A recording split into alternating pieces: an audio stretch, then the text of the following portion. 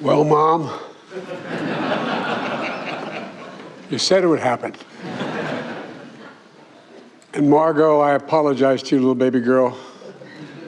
The idea you're subject to hearing a President of the United States have to deliver a policy speech is as bad as all my children have had been put through. Speaking to my children, my son Hunter's with me, and my best friend in the world, my sister Valerie's with me today. And I want them to...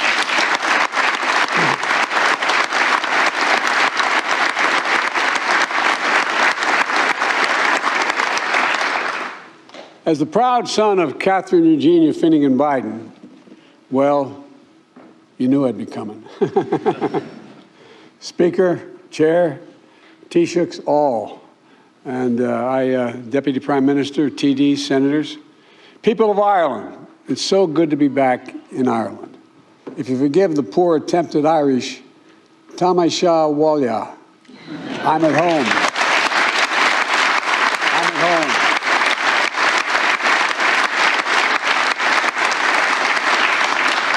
I only wish I could stay longer.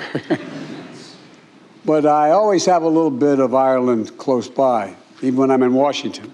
In the Oval Office, I have the rugby ball signed by the Irish rugby team, the ball the team played when they beat the All Blacks in Dublin in 2021.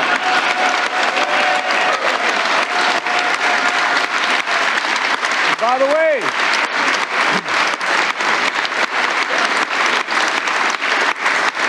my cousin, one of Ireland's greatest rugby stars, Rob Kearney, brought it to D.C. on St. Patrick's Day in 2022 to give me.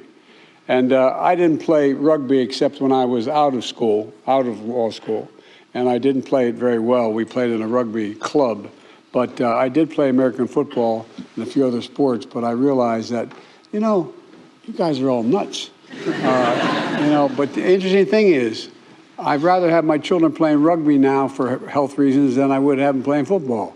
Fewer people get hurt playing rugby, and you have no equipment. You have 280-pound guys like we do, and you just don't hit each other in the head very often. And but anyway, all kidding aside, in 2016, I came to Ireland as vice president, bringing most of my family with me. My sister Valerie, my brother Jimmy, my daughter, and my 5 granddaughters and grandchildren. My granddaughters are crazy about me, I might add, because I talk to them every single day. I send them a note. Together, we explored our family history, visiting the Cooley Peninsula, where the Finnegans' ancestors earned their living on land and in sea, and walking the streets of Ballina, where my great-great-great-grandfather Blewett lived with his family before relocating in 1851, eventually settling in my hometown of Scranton, Pennsylvania. Yesterday, I returned to County Louth, where I toured the Collingford Castle, likely one of the last glimpses of Ireland my Finnegan ancestors saw as they gazed on their way out in what in those days was referred to as a coffin ship. And they sailed out of Newry in 1850. I wasn't going to say this, but I'll say it anyway. The idea was, I later learned from the Irish Times, they did some little background check, and my good friend Barack Obama, and he is my good friend, his grandfather was a shoemaker like mine, sailed 5 weeks earlier from the same port. The idea they both sailed for a new life and thought their grandchildren, their great-great-grandsons would both be president, I think is really a little bit of Irish malarkey. But it's kind of interesting, isn't it? Tomorrow, I'll also revisit County Mayo and remember the history and hope and the heartbreak my Blewett ancestors must have felt leaving their beloved homeland to begin their new lives in America. I say all this not to wax poetic about bygone days, but because of the story of my family's journey and those who left and those who stayed is emblematic of the stories of so many Irish and American families, not just Irish American families. And these stories are the very heart of what binds Ireland and America together. They speak to a history defined by our dreams. They speak to a present written by our shared responsibility. And they speak to a future poised for unlimited shared possibilities. So today, I'd like to reflect on the enduring strength of the connections between Ireland and the United States, a partnership for the ages. It begins in our shared history, dating back to the very founding of the United States. The Irish hearts that helped kindle the torch of liberty in my country and fire its revolutionary spirit the Irish blood from across this island that was willingly given for my country's independence, the Irish hands that laid the foundations of a new kind of future, one from the bottom up and the middle out, one built on freedom. You know, the great waves of immigration that brought our ancestors to the United States in succeeding decades carried millions more Irishmen across the sea. Most of them arrived a little more than with hope in their hearts and strength in their dreams and beautiful memories of an emerald green isle, a home they would never fully leave behind. I've never met an Irishman in America who doesn't think he will hope he could see Ireland someday.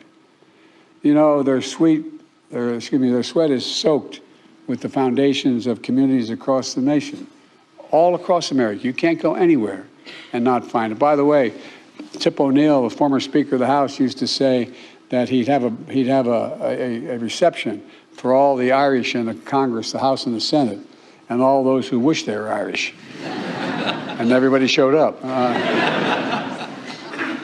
Look, the journeys of our ancestors expanded our horizons and literally excited our imaginations. They became the untiring backbone of America's progress as a nation, even as they endured discrimination and they were denied opportunity. I'll tell you a story. I was campaigning for president, and I was out in Colorado, and I was with a man whose family had been, he was a former senator, a man whose family had been in the United States since the conquistadors for generations. And and there were a whole lot of people standing across a refurbished rail station in eastern Colorado. And there was literally 10,000 people on the other side of the track waiting to hear me speak. And he kept saying, now, Joe, remember, these people are not, these are my people. They're Hispanic. They're not used to being taken. You got to show respect and serious. I said, I understand. And he kept it up. And finally, I turned him and said, God's truth, this refurbished train station, okay? It had like linen kind of wallpaper on it. And about every 20 feet, there was a brass plaque that's saying, no Irish allowed.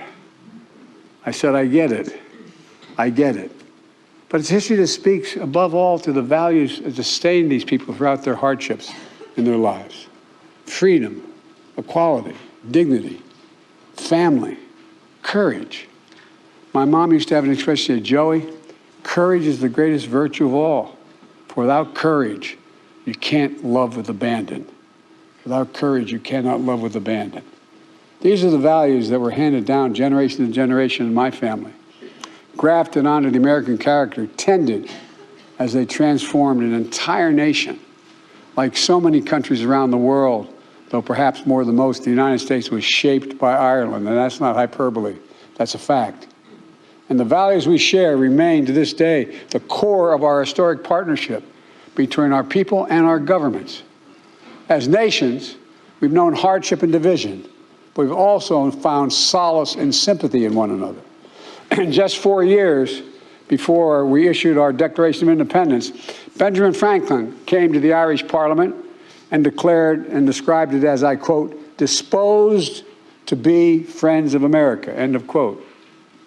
And turned to the text of Ireland's 1916 proclamation, displayed mainly in the main foyer of this building, draws on the support of Ireland's exiled children in America, the quote, draws on the support of exiled children in America.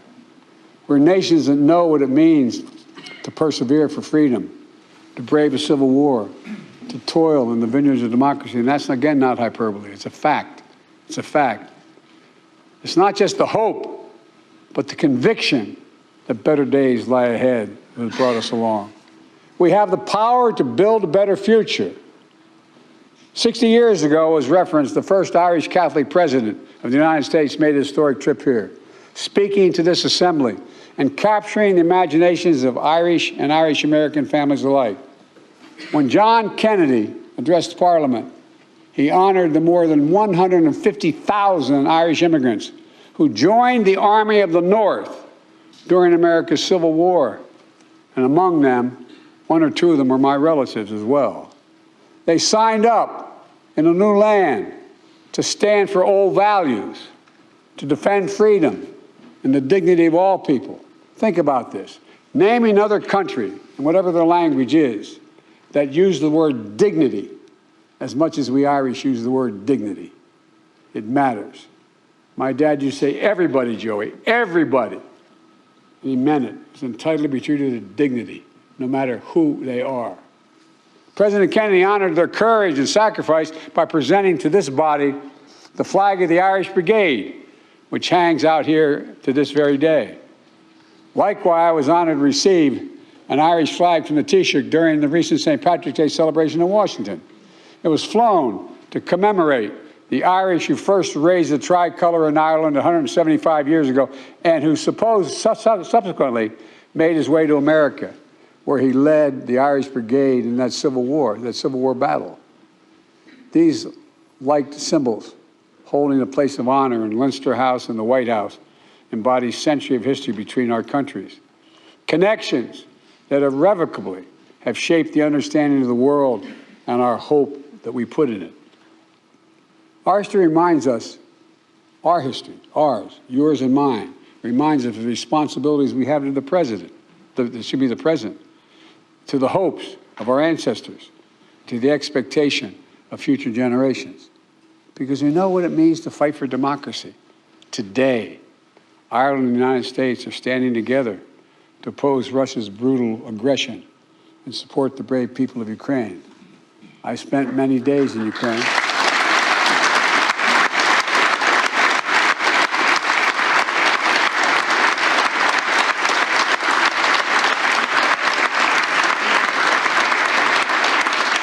President Kennedy said 60 years ago, and I quote, "Ireland pursues an independent course in foreign policy, but it is not neutral between liberty and tyranny, and it never will be." Thank you for that.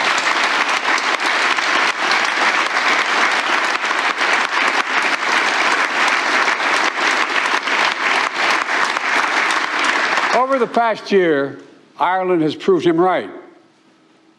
As Speaker said, Ireland has stood proudly with the United States and partners around the world for liberty against tyranny.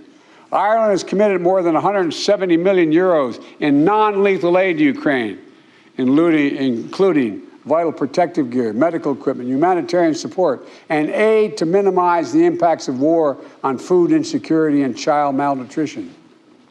You don't forget. You have memories that go deep. And as a member of the European Union, Ireland is working together with the United States and other partners to hold Russia accountable for its actions, including through significant sanctions and export controls. I've known Putin for over 25 years. Putin thought the world would look the other way, was confident he would break NATO and the European Union. The unity of Western nations would fracture and fall at the moment of testing. That's what he thought. But he was wrong. He was wrong on every point, on every front. Today, we're more united and more determined than ever to defend the values that make us strong.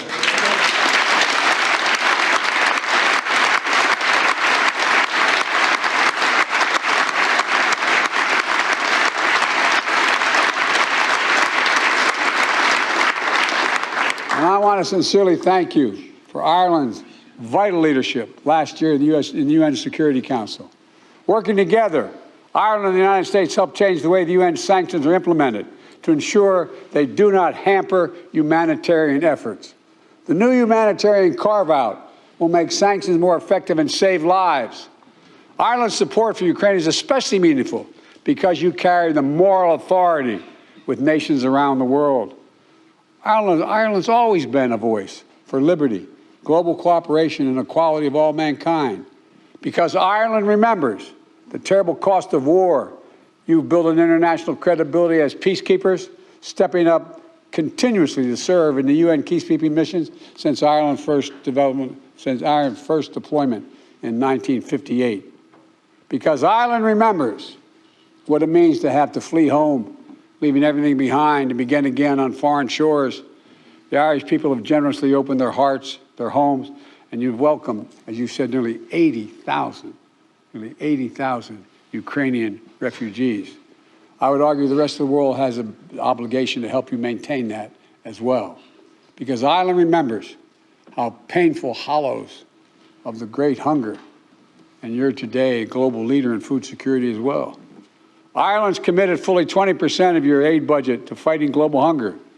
And in a moment where people around the world are struggling with the economic fallout of the pandemic, Russia's war in Ukraine, Ireland is growing its aid budget and expanding its commitment to help vulnerable people, especially partner nations across Africa.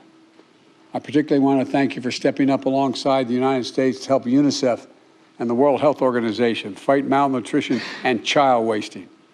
Ireland's contribution of 50 million euros is helping prevent and treat wasting, child wasting, and supply ready-to-use therapeutic foods and reach 500,000 children in Africa.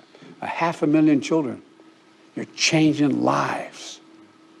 Ireland also remembers, as I do, that peace is indispensable. Peace is the necessary foundation for progress, for growth, for unlocking the enormous potential that exists in every part of this island. This week marks a vital milestone for peace.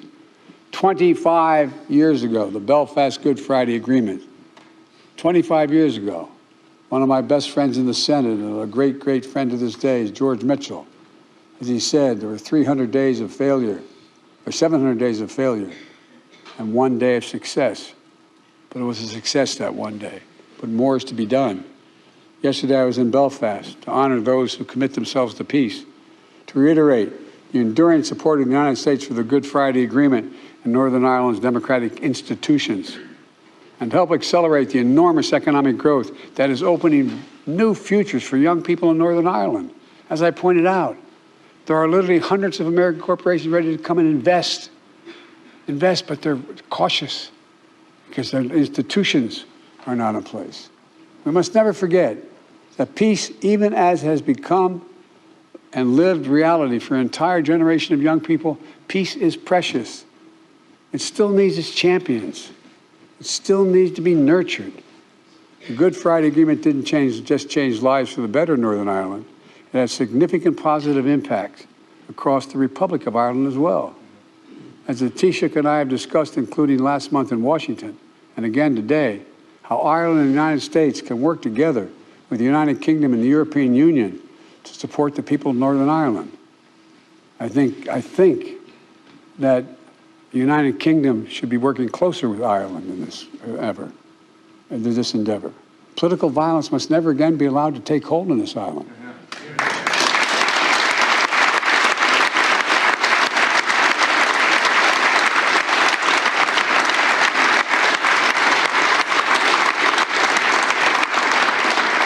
Presumption me to say from the United States, but that must be the goal which guides us in all our efforts. Because the greatest peace dividend of the Good Friday Agreement is an entire generation of young people, whose hearts have been shaped not by grievances of the past, but by confidence that there are no checkpoints on their dreams. They're writing a new future, a future of unlimited possibilities. For too long, Ireland has talked about in the past tense. We tell old stories of days gone by because it's good to remember. Stories of Irish grit and genius, saints and scholars, poets and politicians. And in the face of it, they're good stories on its face. Let's face it.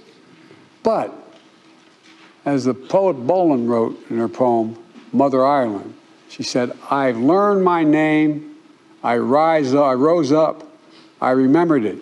Now I could tell my story. It was different from the stories told about me. End of quote. Today, Ireland's story is no one's to tell but its own. But the United States will be your closest partner, your most dependable partner, and your most enthusiastic supporter every step of the way, I promise you. We've always been, and we've been together, and we're going to continue to grow our enormous economic relationship as a foundation for both our nation's prosperity. We're going to continue to strengthen our economies, building them from the bottom up and the middle out. Yesterday and already Ireland draws a disproportionate amount of foreign direct investment from the United States of America. And the same is true for Ireland's investment into the United States of America, which is the ninth most significant investment of any nation in the world in America. You know, we share more than $1 trillion in bilateral trade and investment in 2021. $1 More than 950 American companies, international companies, have international headquarters in Ireland, supporting hundreds of thousands of jobs. 700 Irish companies located in 50 states employ more than 100,000 people in the United States of America. And together, Ireland and the United States are building a future of greater economic dignity, one where rights of workers are respected and corporations pay their fair share.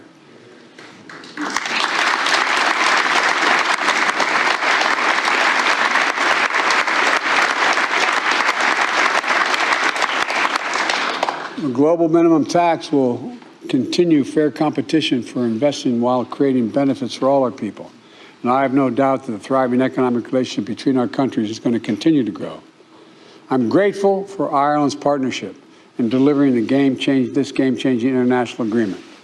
Similarly, the deep connection that has always existed between our people and the land has translated into a commitment to fight climate crisis, to preserve our planet for future generations.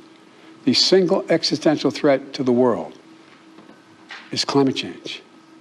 We don't have a lot of time, and that's a fact. They're even recognizing, finally, everyone's recognizing America. I've flown over more territory in the United States since I've been president in a helicopter that has been burned to the ground than comprises the entire state of Maryland, equal to the entire state of Maryland. Ireland's famous 40 shades of green are being supplemented by green energy, green agriculture, green jobs. Make no mistake, the entire world sees and is drawn to the opportunities that exist on this island. The skilled workers, the high-tech infrastructure, the innovators who are breaking barriers, the connection and kinship you share, not just in the United States, but the countries around the globe. I know you all know it, but maybe sometimes we forget it. Ireland is a hotbed of cutting-edge science, research, and emerging technology that's going to influence so much of our shared future, for real. Working in partnership with Ireland, the United States, together the European Union and like-minded parties around the world are going to ensure that those technologies are grounded in the same core values we have championed for so long: democracy, human rights, freedom of opportunity for everyone, not just for some, for everyone. You know, I hadn't planned on running for president again in 2020. My son, Beau, had just died of stage 4 glioblastoma after coming back from Iraq after a year. He was the Attorney General of Delaware. As a matter of fact, he should be the one standing here giving this speech to you. But, you know, I started to write a book talking about how technology has always changed the world, and we were at an inflection point in the world. The technology was changing so rapidly and things were changing so significantly that it wasn't so much who led any country, it was the changes that are just happening at incredible speed, incredible speed. Look what's happening with artificial intelligence right now. It holds enormous promise and enormous concern. Our world stands at an inflection point where the choices we make today are literally going to determine the future or the history of this world for the next 4 to 5 decades. Literally, not figuratively. We're at one of those points. I had a professor at school who said an inflection point is when you're riding down the highway at 60 miles an hour and you make a radical turn 6 degrees in one direction. You can never get back in the course you're on. That's who we are as a world. And as we meet these ageless struggles, they continue to cast a shadow on our world. Struggle between the rights of many and the desires of a few, between liberty and oppression. And I know I get criticized for saying this around the world, but between democracy and autocracy. It is a competition that's real. And we're called to this work just as every generation before us has been. In this moment, the world needs Ireland and the United States and our limitless imaginations. I've met more with Xi Jinping than any world leader has over the last 10 years. Over 91 hours of just one-on-one conversations, 68 in person. I've traveled 17,000 miles with him through Asia, primarily through China. He once asked me on the Tibetan Plateau, he said, "Can you define America for me?" This is the God's truth. I said, yes, I can, in one word. But if you asked me about Ireland, I could have said the same thing. One word. Possibilities. We believe anything is possible if we set our mind to it and we do it together. This is the United States of America and Ireland. There's nothing beyond our capacity if we do it together. And we got to believe that. We got to know that, because that's the history of both our countries. This is about defending the values handed down to us by our ancestors, keeping the flame of freedom we inherited, the beacon that's going to guide our children and grandchildren. It's a struggle we're fit to fight together. Now, how is Ireland and the United States? Now is their time to meet every challenge together. I really mean this. To raise together, to rise up in our joys and our triumphs, to preserve together and persevere through sorrows and setbacks, to dream together over horizons we can't see, and to build together a future that may be, that doesn't exist, a future that can be. You know, as was mentioned, today's Seamus Heaney's birthday. And I was always quoting Irish poetry in the United States Senate over my career. It's a long career, 36 years. And my colleagues always thought I did it because I was Irish. That's not the reason. They're the best poets in the world. That's the reason I did it. And one of the best among them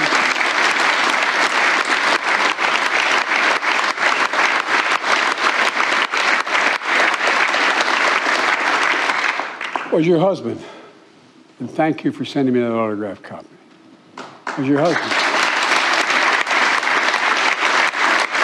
My favorite poem was The Cure at Troy. And it goes, you all know the words. You know, you just heard it so many times. He wrote, don't hope on this side of the grave, but then, once in a lifetime, that longed-for tidal wave of justice can rise up, and hope and history rhyme. It's everything I've been taught. Rise up. We've in the past made hope and history rhyme. So today, ladies and gentlemen, as we celebrate the enduring partnership between our nations, our shared past, our present, let's set our eyes squarely on the future. Let's harness what's best in us, our courage, our creativity, our loyalty, our tenacity, and our loyalty again. Let's once more, for our generation and generation to come, strive to make hope and history rhyme. Because I've never been more optimistic about the future than I am today. And I'm at the end of my career, not the beginning. The only thing I bring to this career after my aged, as you can see, how old I am, was a little bit of wisdom. I come to the job with more experience than any president in American history. Doesn't make me better or worse, but it gives me few excuses.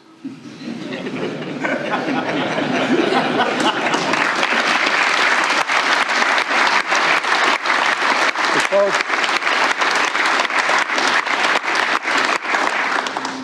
this is one of the great honors of my career, to be here today.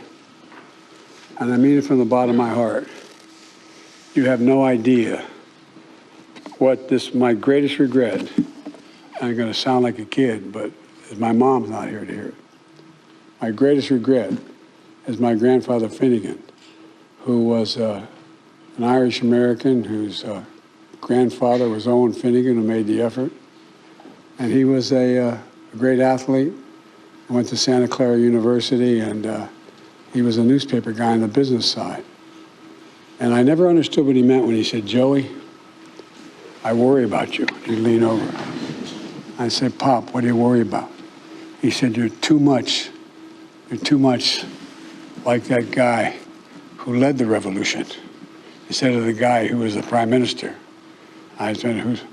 He said, you got to be less like the military guy. They shot him. And more like De Valera. Well, I've never...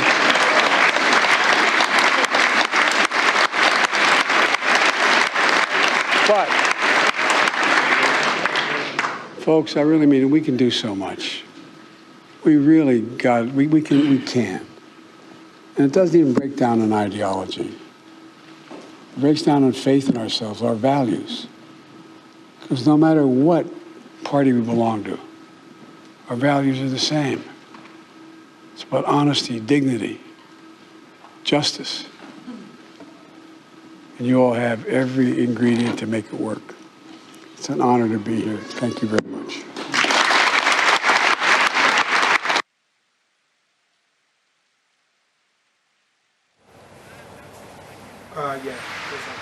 So Joe Biden ending his address there to joint sitting of the Irish Parliament.